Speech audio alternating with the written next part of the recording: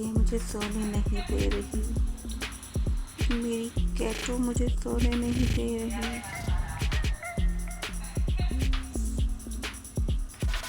Max चली जाओ अपनी जगह पे, क्यों तंग कर रही हो मुझे।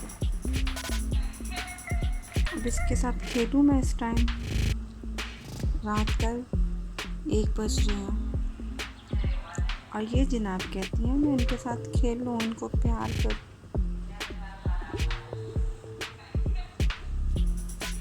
मैक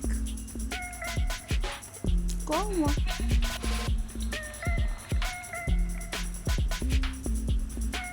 अब इनको कौन समझाए, इतना टाइम हो गया है, नींद आ रही है, मेरी तबीयत भी नहीं ठीक है।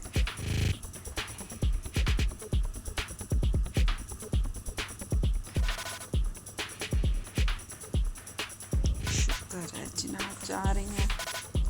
क्या हुआ है? चलो फिर बैठ गई हूँ,